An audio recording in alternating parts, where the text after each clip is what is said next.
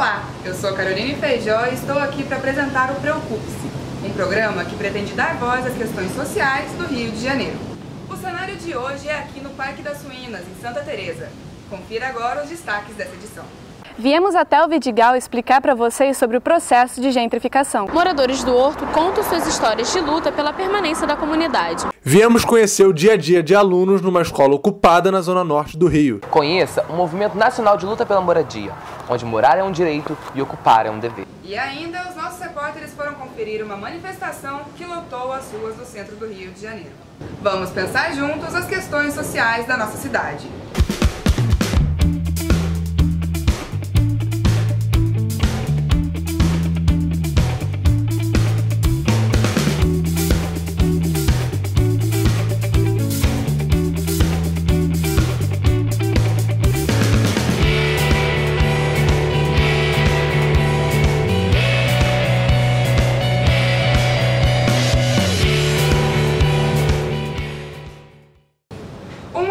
Tomou conta do Brasil. Desde o mês de maio, manifestantes ocuparam as ruas contra o governo interino de Michel Temer. Os nossos repórteres foram acompanhar a manifestação no centro do Rio.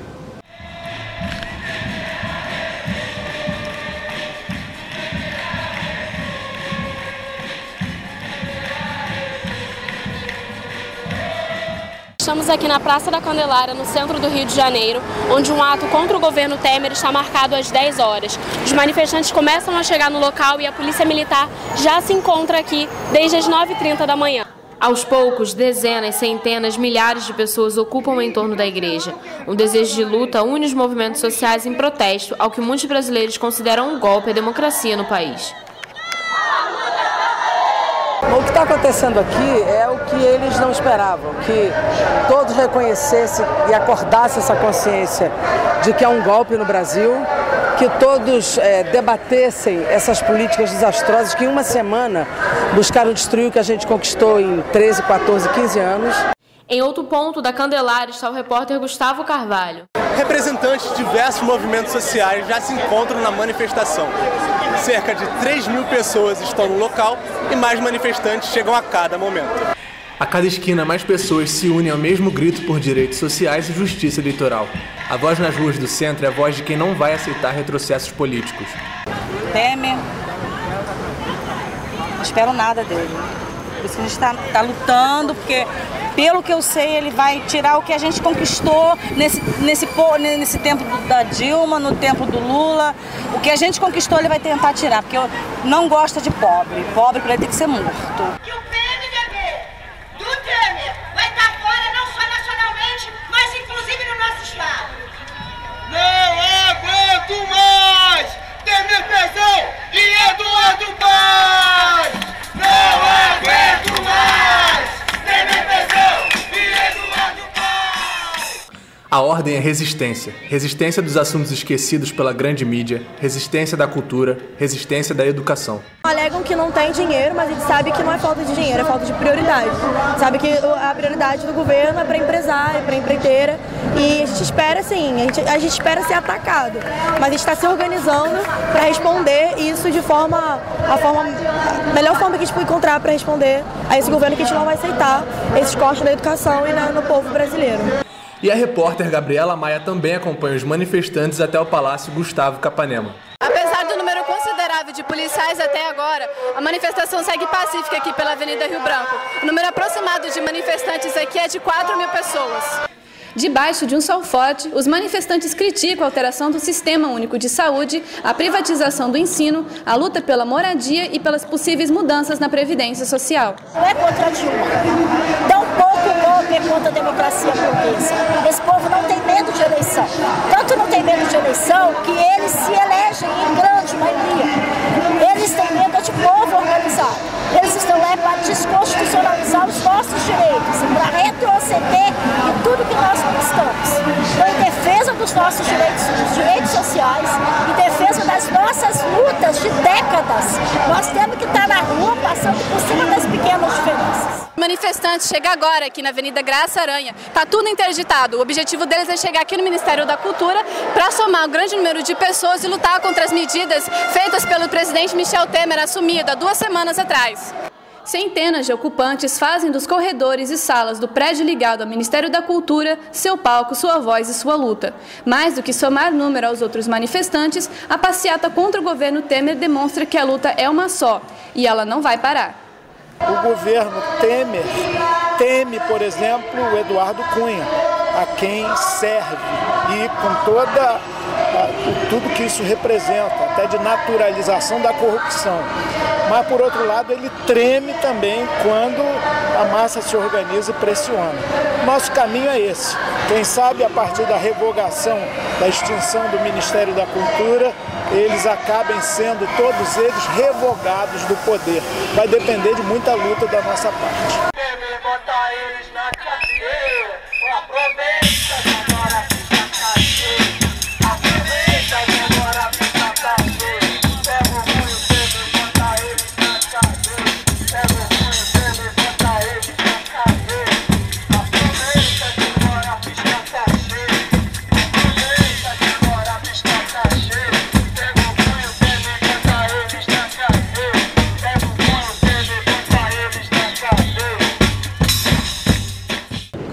Na reportagem, os manifestantes andaram até o Palácio Capanema, que já estava ocupado por artistas contrários ao fim do Ministério da Cultura. Eu estive lá acompanhando os protestos. O Palácio Gustavo Capanema, no centro do Rio, é famoso por sua arquitetura. Agora tem um motivo a mais para chamar a atenção. A fachada de vidro, símbolo da inovação, divide espaço com cartazes que pedem a volta do Ministério da Cultura. O edifício dá lugar a uma das 6 representações regionais do MINC e passou a abrigar também os manifestantes insatisfeitos com a exclusão da pasta. Uma das principais medidas tomadas pelo presidente interino Michel Temer foi a extinção do Ministério da Cultura, que passou a ser uma secretaria do Ministério da Educação. No dia 16 de maio, os manifestantes realizaram um abraço coletivo ao redor do Palácio Capanema, onde iniciaram uma ocupação cultural e de resistência. Na entrada, o painel de azulejo de Cândido Portinari é sobreposto pelos desejos de manifestantes expressos nos cartazes. Os pedidos pelo retorno do Ministério da Cultura ocupam o Vão Livre, espaço que recebeu shows de artistas como Caetano Veloso e Erasmo Carlos, em ato contra a decisão do presidente em exercício. A força da mobilização vem do amor dos ocupantes pela arte, e para eles é na cultura que está a revolução. A indústria serve aos eventos, mas não serve ao fabricar artistas, né? E nem arte. E quem faz arte são os artistas. E eu fiquei muito feliz quando o nosso projeto chamado Independência é Arte foi aprovado pelo Ministério da Cultura. Nós tivemos cerca de mais de 300 jovens passando pelo nosso ponto de cultura, todos muito apaixonados pela oportunidade que estavam tendo. Alguns manifestantes estão sem voltar para casa há dias, outros revezam os horários. Pessoas de diversas idades e lugares do Brasil aqui estão unificados pela voz que ecoa pelos 16 andares do Capanema, olhando ao redor uma contradição. O prédio, que é resultado do caráter progressista do governo Getúlio Vargas, ocupado por pessoas que consideram o cenário político e cultural contemporâneo um retrocesso.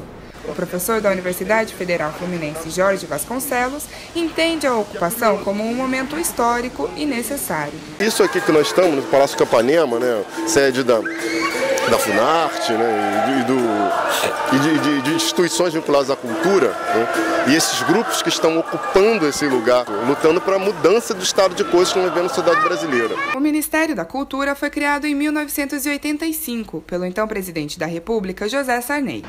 Antes disso, era uma pasta integrada ao Ministério da Educação e Cultura.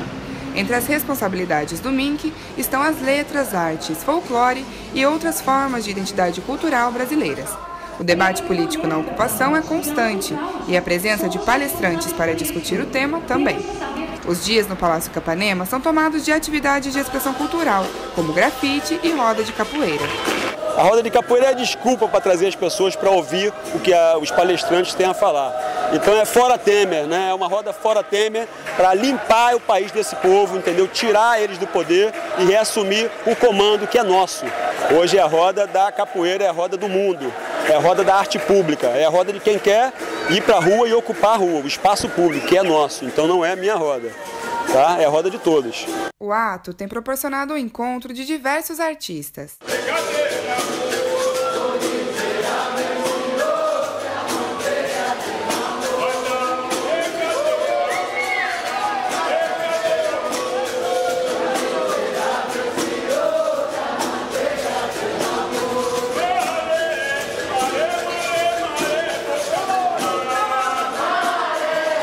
governo deixou bem claro quando ele assumiu, né, de acordo com como ele montou, né, os ministérios, do que ele valoriza, né? Primeiro, não colocando nenhuma mulher, nem um negro, exterminando o Ministério da Cultura. Eu acho que ele deixou claro a mentalidade, o pensamento do governo. Então, mesmo que ele volte atrás, porque se fez muito alarde e porque a mídia internacional caiu em cima também, e aí o governo agora está tentando agradar um, agradar outro, mas ele já deixou a sua cara marcada. Logo na primeira atitude dele, na primeira ação dele, a gente já viu a que veio. A gente não tem que negociar com esse governo, porque esse governo está aí ilegitimamente. Então eu acho que a cultura, eu acho que não existe a gente ter que dizer para um governante o papel da cultura num país. Isso não existe. É a mesma coisa que você dizer para um governante qual é o papel da educação num país. Tem que desenhar. A preocupação com o futuro da arte e das expressões culturais brasileiras vai muito além dos próprios artistas. E se a vida imita a arte, o que todos aqui esperam é que a manifestação devolva à cultura o seu verdadeiro lugar no cenário do país. A seguir, como vivem as famílias que lutam por moradia no Rio de Janeiro. E veja também, os nossos repórteres foram até uma escola da Zona Norte do Rio, ocupada por estudantes. É depois do intervalo, não saia daí.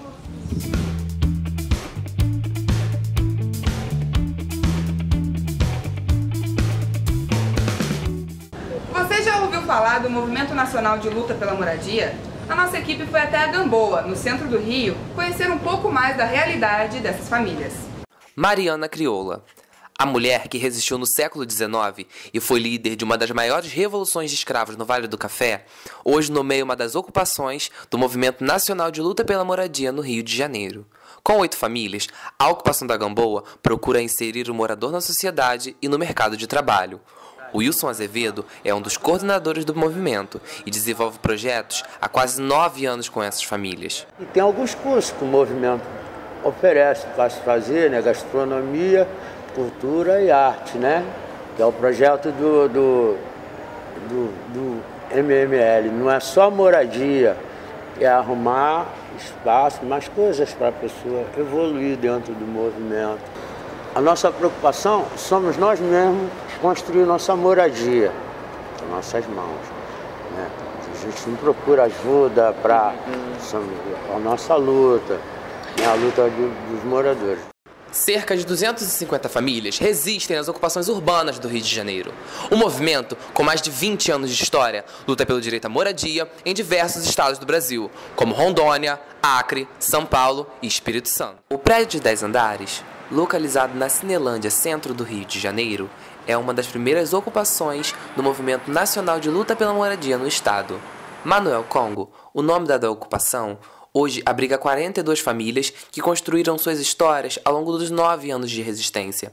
Aqui, se procura dar melhores condições de vida aos moradores e não somente um teto a quem precisa. Lutar para que a moradia não seja longe dos centros administrativos, não seja longe de onde você possa conseguir gerar renda para o sustento da sua família, não seja um lugar onde você gasta a metade da tua carga horária de trabalho dentro do meio de transporte, que você pague o teu meio de transporte um valor que vai pesar no seu orçamento para alimento, né? Para educação, para saúde. Então a reforma urbana é isso. A reforma urbana é você pensar a cidade para todos e com todos. Após anos de luta, o Manuel Congo foi incluído no projeto do Minha Casa Minha Vida Entidades, e o que antes era visto como uma invasão, agora faz parte de um programa social que ajuda diversas famílias, como a dona de casa Francisca da Silva e o marido Antônio José. O casal pagava aluguel na zona norte do Rio e hoje tem casa própria na ocupação. Melhorou muita coisa, né? Que as coisas é tudo perto e eu tinha esperança que um dia ia dar certo de eu ganhar minha casa, né? E sair do aluguel. O mais importante nas ocupações é o espírito de coletividade. Prova disso é que as reformas no Manuel Congo são feitas pelos próprios moradores. A previsão é de que a obra termine em 3 meses e que todas as 42 famílias tenham uma casa dentro da ocupação. Existem muitos desafios hoje. Nosso maior desafio aqui interno é não transformar esse espaço num condomínio comum, onde cada um olha para o seu umbigo, estou no meu apartamento e já estou com o meu apartamento todo reformado, bonito, e aí que se dane o outro. Só que cada vez que a gente faz isso, caldo entorna, porque quando você não olha para o lado e não é solidário em ajudar o ser humano numa dificuldade ou ele não é na sua, a coisa vai ficando pior, entendeu? Então, a nossa maior guerra hoje é contra isso, a gente lutar para manter a unidade, manter a coletividade. A resistência ao sistema capitalista é o que impulsiona a luta do movimento, que reivindica o direito de morar e o dever de ocupar. A história das revoluções não é casa por uma casa. A história das revoluções é vida. Você está arrancando. Eu sou nascida na roça. Então eu fico pensando, papai sempre dizia assim, você quando for arrancar uma planta, você tem que arrancar, se você for replantar, você tem que arrancar uma raiz. Senão ela não vai sobreviver no lugar que você vai plantar. Como é que você arranca uma pessoa de um território onde ela viveu mais de 5 anos, 10 anos, 50 anos, 100 anos, com a raiz? Você não consegue levar a raiz. Não é? Então essa pessoa vai morrer. E é com esperança de um melhor lugar de moradia, com menores gastos e condições dignas, que os militantes abrem mão do conforto para resistir nas ocupações. O Movimento Nacional de Luta pela Moradia mostra que as ocupações podem abrir portas para um futuro melhor, onde seja possível acreditar e sonhar. Isso daqui é um pé de tomate. Como podemos assistir, é uma situação preocupante. A luta por moradia é uma luta por sobrevivência e não podemos fechar os nossos olhos para ela. Estudantes secundaristas ocupam escolas em várias cidades do país. O repórter Gustavo Carvalho foi até o Colégio Paulo de Fronten, na Tijuca, acompanhar de perto a rotina desses estudantes. Quarta-feira, véspera de feriado, fim do mês de maio, hora do rush, época de provas e uma rede de ensino ocupada em um dos bairros mais movimentados do Rio de Janeiro. Parece até roteiro de filme, mas é a realidade dos alunos do quase centenário Colégio Estadual Paulo de Fronten, situado na Praça da Bandeira, na Tijuca. Toda criança sonhou em dormir na escola algum dia, isso é certo. Já esses adolescentes escolheram ocupar a instituição não por capricho, e sim com a finalidade de fazer valer os seus direitos, de exigir melhorias.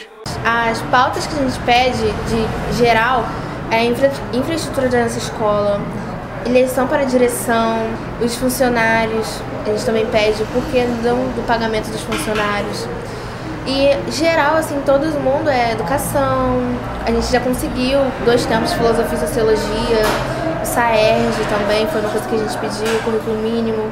Há 40 dias ocupando a escola, os estudantes fazem a própria comida com as doações que recebem e participam de oficinas e aulões ministrados por professores e universitários das redondezas. Eu, como aluno daqui e tudo mais, a gente está aprendendo muito mais com a greve dos professores, com os negócios assim, com a ocupação, do que de aula normal. Eu, por exemplo, eu tinha 2, 3 tempos por semana, entendeu? Não era por dia, era por semana.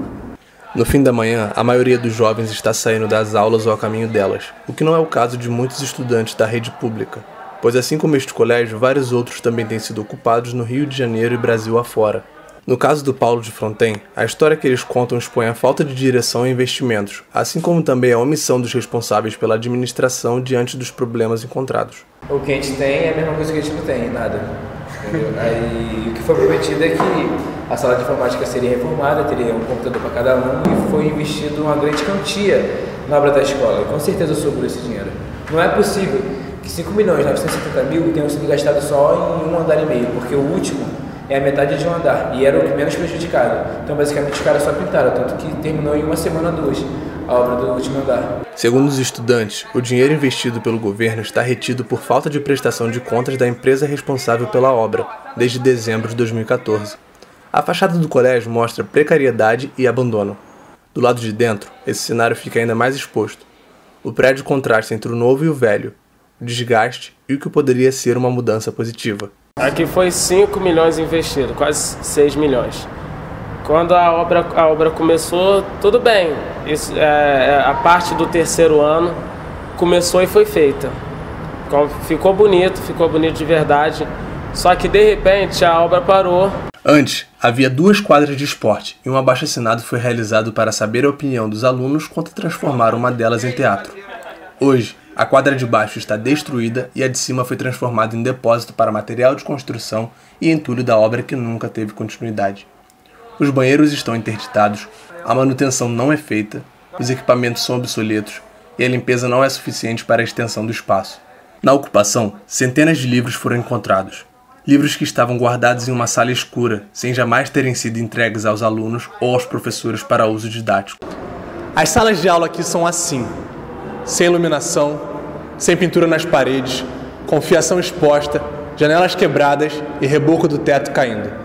Alunos do Colégio Paulo de Fronten ocupam um lugar na esperança de que suas reivindicações sejam aceitas e que a educação prevaleça. A união dos ocupantes é tanta que a impressão que dá ao vê-los juntos é que formaram uma família.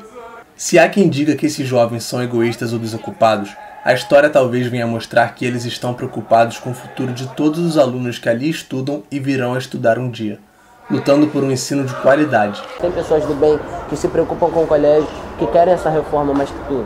E se essa reforma acontecer e terminar, o colégio tem tudo para ser um bom colégio. Um colégio onde possa receber qualquer tipo de pessoa, mantendo a igualdade, o respeito a todos. E todo mundo possa ter um ambiente de harmonia, um ambiente onde tu possa chegar, ter seu ensino, se tornar uma pessoa de qualidade. Há uma citação do cantor David Bowie que diz o seguinte: essas crianças em que você cospe, enquanto elas tentam mudar seus mundos, são imunes às suas consultas. Elas sabem muito bem pelo que atravessam. E não poderia ser diferente. Passei uma tarde com esses estudantes e percebi que o ato de ocupar o colégio vai muito além do que se diz a respeito. O que eu descobri é que eles têm sonhos infinitos e brilho nos olhos, à espera de serem ouvidos, descobertos, valorizados. As principais reivindicações dos ocupantes ainda não foram atendidas. O secretário estadual da Educação, Wagner Victor, prometeu conceder R$15 mil para obras de revitalização nos colégios. No próximo bloco, o turismo no Vidigal e como essas mudanças afetam a vida dos moradores. E veja também o movimento de resistência no Horto.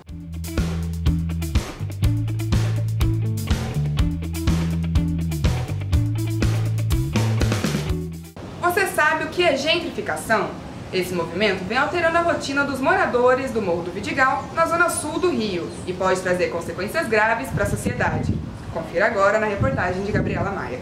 O Morro do Vidigal ganhou o status de favela cult. O Arvrão, no ponto mais alto da comunidade, onde antes era a área de execução até 2012, hoje abriga hotéis e restaurantes com vista para as praias do Leblon e Ipanema, além da vista da Lagoa Rodrigo de Freitas e do Morro da Urca. A comunidade do Vidigal, também conhecida como Morro dos Artistas, tornou-se ponto turístico na cidade do Rio de Janeiro.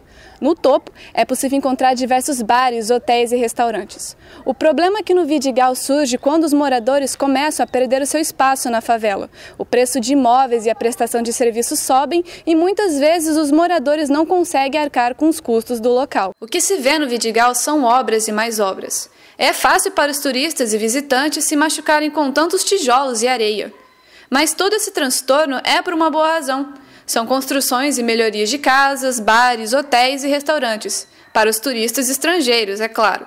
Afetou em tudo, diretamente. A começar pela especulação imobiliária, que os imóveis passaram a custar muito mais. E aí isso causou uma remoção branca, porque muitos acabaram saindo daqui do Vidigal. O aumento também dos preços dos produtos, no próprio Vidigal. O trânsito de pessoas e o próprio tráfego também aumentou muito. Hoje em dia, na hora de rush, assim, meio-dia, você não consegue passar no Largo Santinho. E aí aumento também na fila da Kombi, na fila do mototáxi. E os próprios prestadores de serviço que preferem carregar os estrangeiros, que preferem carregar a galera da classe média, que cobram mais caro, inclusive, no transporte, que custa R$3,50, eles cobram 5 e até mais.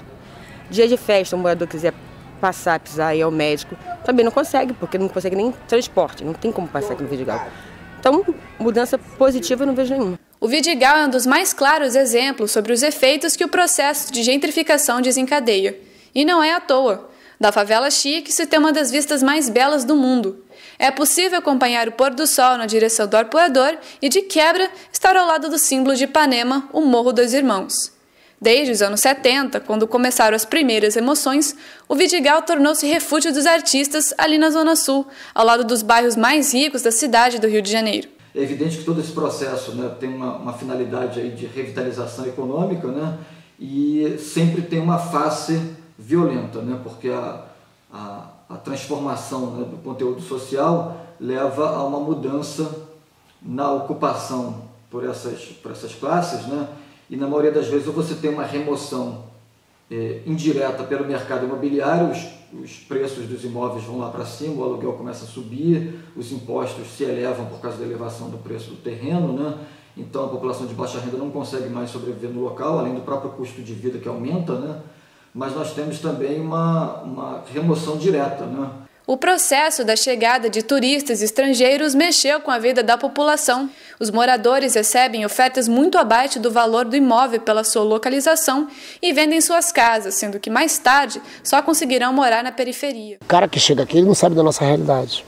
Então ele acha que ele vai fazer aquilo da maneira como ele quer, e não tem que ser assim, né? E nós tivemos também um problema com o morador. O morador, ele viu nessa chegada do turista e do rico uma oportunidade de vencer.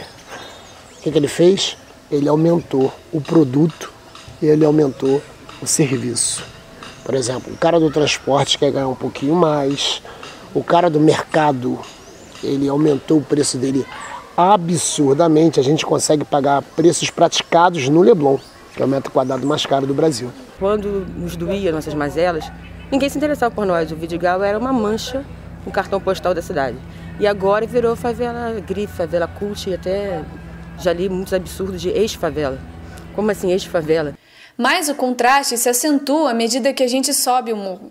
Os hotéis luxuosos e ainda em construção tornaram essa atração turística na cidade maravilhosa. Aqui, as festas mais badaladas não estão de portas abertas para os moradores. A comunidade não tem o mesmo direito à diversão dos turistas que frequentam o morro durante a semana. Tudo no Vidigal é caro. A gente não pode ter um movimento nosso. A gente faz um samba, que é o nosso aqui, meia-noite, a UPP pede que a gente pare. Mas em contrapartida, as festas badaladas aqui em cima, o cara toca música eletrônica até 9 horas da manhã. E não existe nenhum tipo de repressão. 2 pesos e 2 medidas. Estão dando festa para valorizar a favela. Tem aquele papo de favela Spence, favela isso, favela aquilo. Mas não somos nós que frequentamos, entendeu? Eu costumo dizer que a galera fala assim, favela sim, favelado não. Porque quem frequenta essas festas é a classe média. E aí você vê toda uma geração que hoje em dia não tem, uma juventude que não tem um espaço de lazer, porque esses espaços foram ocupados para a classe média. Como um morador de favela vai pagar R$50 no mínimo para uma festa e lá consumir bebidas de R$12 uma latinha de cerveja? Isso é impossível. A visão de quem chega ao Vidigal pela curiosidade, pela experiência de conhecer uma favela, revela que a realidade conhecida pelos estrangeiros não é nem de longe a realidade vivida pelos moradores. I think it's partly good because some people we use the local transportation system. I do groceries over here. So and I exercise here in a local gym. So I do think that I contribute to this community. São muitos os impactos sociais, culturais e econômicos para as comunidades graças ao turismo e ao grande fluxo de estrangeiros. Muitos moradores ficam perdidos nessa transformação. Por vezes, esperam melhorias que nunca chegam. Dona Marilene, moradora do Vidigal há mais de 50 anos, esboça um sorriso no rosto, mesmo sabendo que a identidade do morro e a cultura que ela conhecia não são como eram antes. Gosto muito de morar no Vidigal, gosto muito. Eu só vou sair daqui do Vidigal para o São João Batista, porque eu gosto do Vidigal, já moro há mais de 50 anos aqui no Vidigal. Isso aqui, quando eu comprei, isso aqui era um barraquinho de sapé.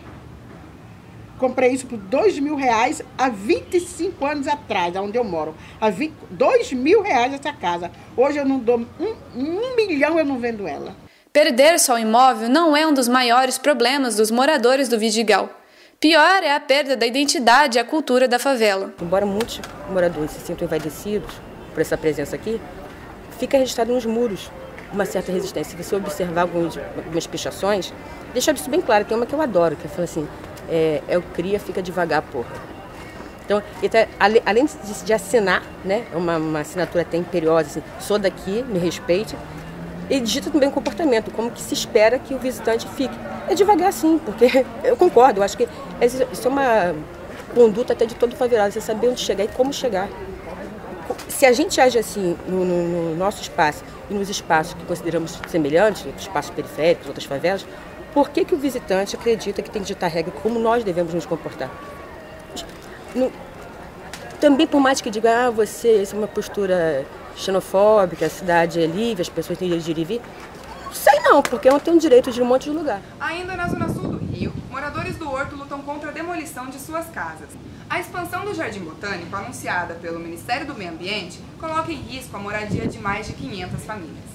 A pequena comunidade do Horto Florestal, próximo à Vista Chinesa e ao lado do Jardim Botânico, contrasta com a visão das mansões quase escondidas aos pés do Cristo Redentor. Com casas simples e acolhedoras, os moradores permanecem no local cedido por Dom João VI. Tudo isso aqui eram fazendas que se chamavam, quando foram compradas, em termos meio comprada, meio arrancada por Dom João VI, aos então detentores, formou o que se chamava de Real Horto Imperial, que era uma área imensa do governo federal. Dentro dessa área está tudo que você está vendo para lá. Então, dentro do Real Horto Imperial original, estão 2 bairros. A própria Rede Globo fica em área que era do Real Horto Imperial. O terreno do Horto Florestal pertence hoje ao Tribunal de Contas da União.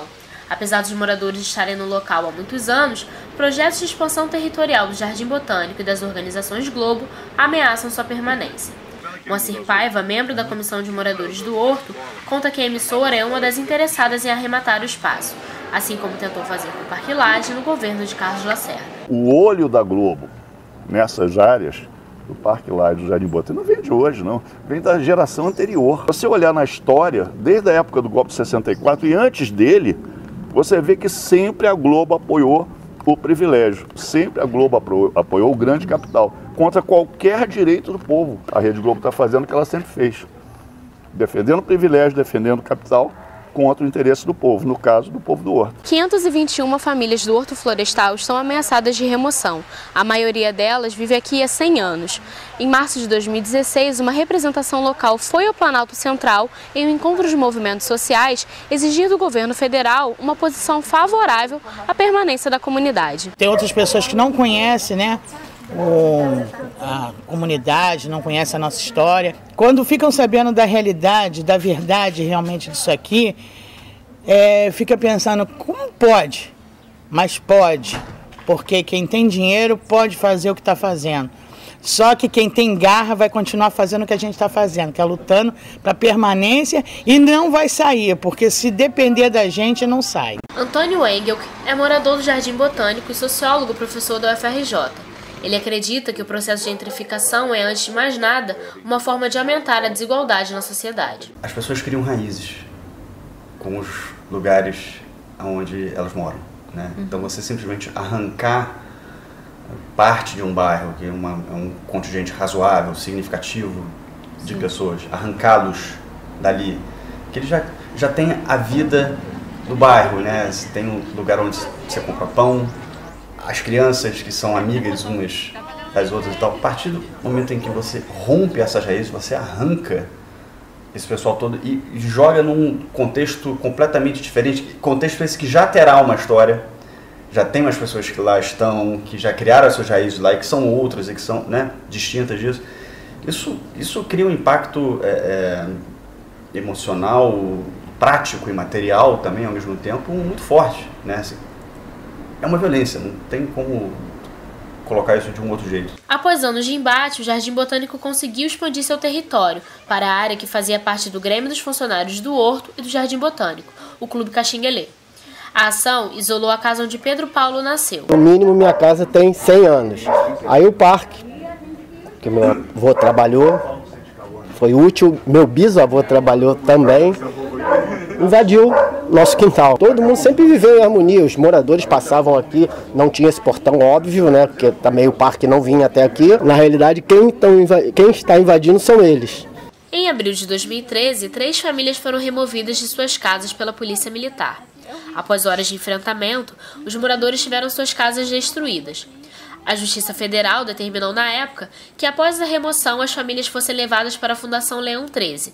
O abrigo para pessoas em situação de rua fica na região central da cidade. A justificativa dada pelo Tribunal de Justiça do Estado é que a comunidade do Horto prejudica o meio ambiente.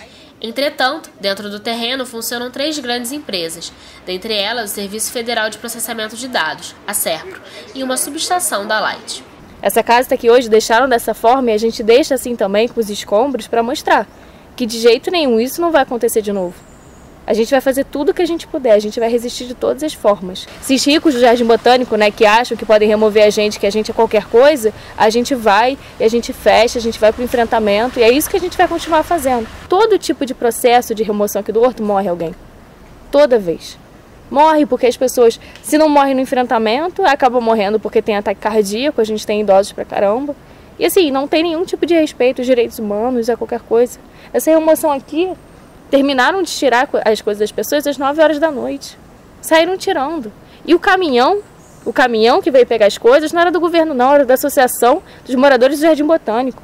Porque eles são os agentes principais, que essa elite que odeia pobre, essa elite que tem problema com a gente, essa elite que acabou de chegar no bairro e acha que pode mandar.